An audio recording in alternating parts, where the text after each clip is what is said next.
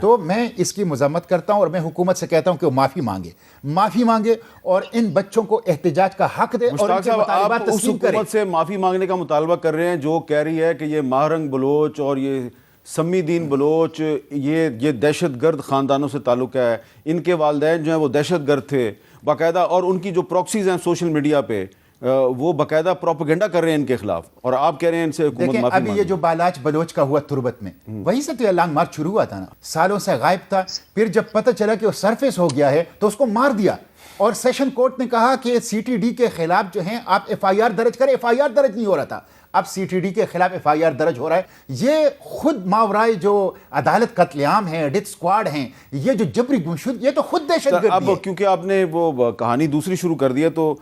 طاہر بزنجو صاحب، کیوں آپ تو آج وومن پولیس اسٹیشن بھی گئے تھے اور ابھی تھوڑی دیر پہلے تک 7:45 بجے تک تو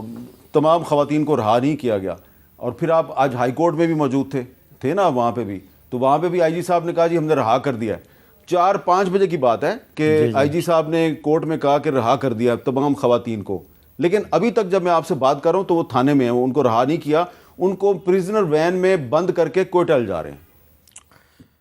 پہلی بات تو میر صاحب میں یہ کرنا چاہتا ہوں کہ دیکھیں پاکستان کو بنے اس وقت 76 سال، اور پاکستان اپنے 73 کے آئین کو بنے 50 سال ہو گئے، لیکن اس کے باوجود بلوچستان میں سیاسی، معاشی، آئینی، بنیادی اور جمہوری حقوق ناپید ہیں، اور انسانی حقوق کا تو یہ حال ہے کہ ہزاروں کی تعداد میں لاپتہ افراد کے لواحقین سال ہا سال سے انصاف کے منتظر ہیں۔ ہماری رائے میں لاپتہ افراد کے مسئلے کو سرد خانے میں رکھنا کسی بھی اعتبار سے ملک کے مفاد میں نہیں جاتا، جمہوریت کے مفاد میں نہیں جاتا۔ آپ اس کو آئین کی روشنی میں ہی اس مسئلے کو حل کریں۔ ہم بارہا سینٹ میں یہ معاملہ اٹھاتے رہے ہیں کہ بھائی ان میں سے جو کسی جرم میں ملوث ہے اس کو آپ سزا دیں اپنے قانون کی روشنی میں، اگر جو بے قصور ہیں ان کو باعزت طور پر رہا کریں۔ سر دیکھیں یہ جو مسئلہ ہے میر صاحب بالاچ کا، جہاں سے آپ کے کیچ مکران سے یہ لانگ مارچ شروع ہوا، جب یہ معاملہ ہوا اتفاق سے ہمارے اجلاس بھی چل رہا تھا سینٹ کو، اور میں نے یہ معاملہ 27 نومبر کو اٹھایا وہاں پہ سینٹ میں، تو سر ان کے جو مطالبات تھے، اب دیکھیں سر سیشن جج بھی یہ ہدایت کرتا ہے، یہ حکم دیتا ہے کہ سی ٹی ڈی کے اہلکاروں کے خلاف آپ ایف آئی آر درج کریں، آپ ایف آئی آر درج نہیں کرتے۔ 6 دن تک سر بالاچ کے لواحقین اپنے ڈیڈ باڈی کے ساتھ، ان کے لاش کے ساتھ دھرنے پر بیٹھے ہیں، تو اب یہ کریں تو کیا کریں؟ ان کے پاس تو اس کے علاوہ اور کوئی راستہ ہی نہیں تھا۔ لیکن جو 3 وزراء صاحبان نے پریس کانفرنس کی، انہوں نے آپ کی پارٹی کے سربراہ ڈاکٹر مالک صاحب کا نام لیا کہ جی ڈاکٹر مالک صاحب نے نگران وزیر اعظم سے فون پہ بات کی، جس کے بعد سب کو رہا کر دیا گیا ہے۔ اب آپ مالک صاحب کو بتائیں گے کہ ابھی تک تو کوئی رہا نہیں ہوا؟ سر بالکل رہا نہیں ہوا ہے میر صاحب۔ اب میں بھی کوئی 2:30-3 بجے وومین جو ہے اس میں گیا تھا تانے میں، وہاں ہمیں بھی اجازت نہیں ملی۔ میں نے کہا بھائی مجھے صرف 2 منٹ دے دیں، میں یہ بچیوں سے جو ہے کچھ بات ہی کرنا چاہتا ہوں، میں ان کو دیکھنا چاہتا ہوں کہ ان کی جو ہے کیا حالات ہے۔ تو آئی جی سے جو بات ہوئی میری، اس نے کہا کہ جی ٹھیک ہے ذرا آپ صبر کریں۔ اس کے بعد اس کا جو اس قسم کا میسج آیا کہ جی آپ ملاقات نہیں کر سکتے۔ جی ابھی وہاں پہ وہ یہ کہہ رہے ہیں کہ ہم نے کسی کو گرفتار ہی نہیں کیا، جب میں خود گیا ہوں کہتا یہی ہم پہ سب، یہ ایسے جو بتا رہے ہیں سر۔ یعنی کہ آپ نے خود تھانے میں جا کے دیکھا کہ وہاں پہ گرفتار ہیں؟ سر مجھے تو کہا گیا کہ یہیں پہ ہیں۔ اور آئی جی صاحب نے کورٹ میں کہا، ہائی کورٹ میں کہا کہ ہم نے سب کو رہا کر دیا۔ جی اچھا عطاء اللہ تارڑ صاحب، یہ آپ کی پارٹی ایک زمانے میں کچھ سال پہلے تک اس پہ بہت ایکٹیو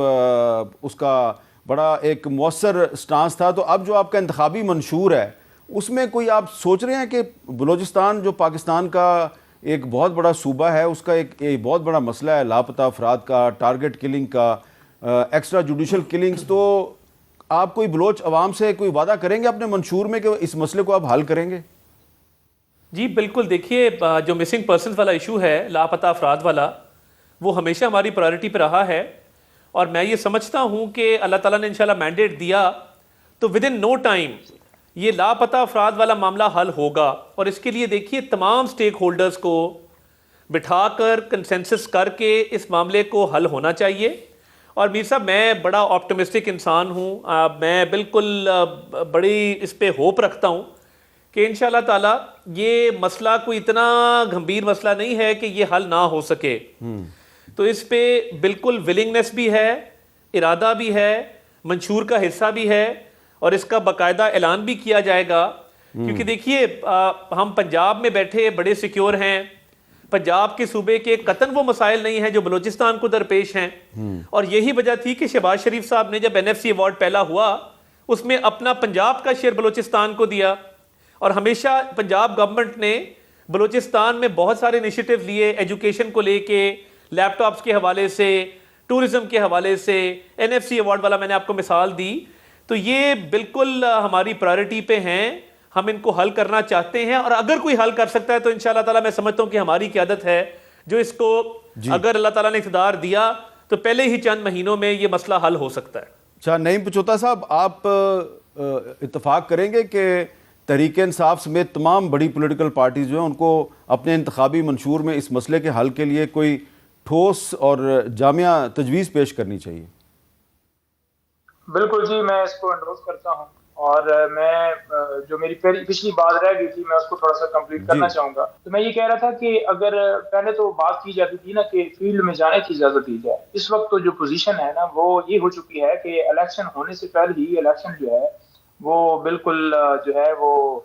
متنازع ہو گیا. وہ متنازع کیسے ہو گیا ہے کہ نامینیشن پیپر ہی اگر ہمیں جمع کروانے کے لیے اجازت نہیں دی جائے گی, اور نامینیشن پیپر جمع کروانے والے لوگوں کو اٹھایا جائے گا. اگر کوئی اٹارنی کے ذریعے جاتا ہے اس اٹارنی کو گرفتار کر لیا جاتا ہے, اگر کوئی جو ہے وہ خود جاتا ہے تو اسے کہا جاتا ہے کہ آئیں جی بیٹھ جائیں آپ, اور پیپر دیے جاتے ہیں تو بعد DSP صاحب ہوتے ہیں یا SHO صاحب ہوتے ہیں تو وہ فوراً ہی آپ سے پیپر یا لے لیتے ہیں یا آپ کو اریسٹ کر لیتے ہیں.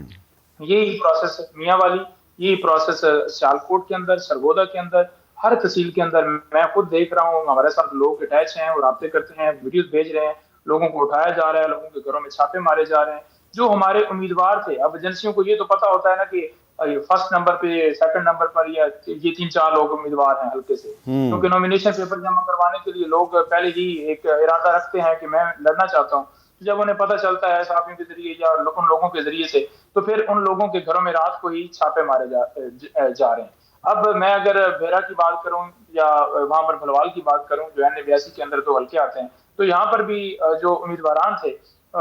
وہ پہلے ہمارے وکلاء کے اندر بھی کافی لوگ تیار تھے, لیکن مختلف وکلاء نے بھی انکار کیا کہ ہمارے اوپر پریشر ہے, ہمیں کالز آ رہی ہیں کہ آپ اگر ادھر جمع کروانے گئے تو آپ کو نہیں چھوڑا جائے گا. اور اس کی مثال ہم دیکھ رہے ہیں کہ وکلاء کی گرفتاریاں کر کے نامینیشن پیپر چھین کے, یا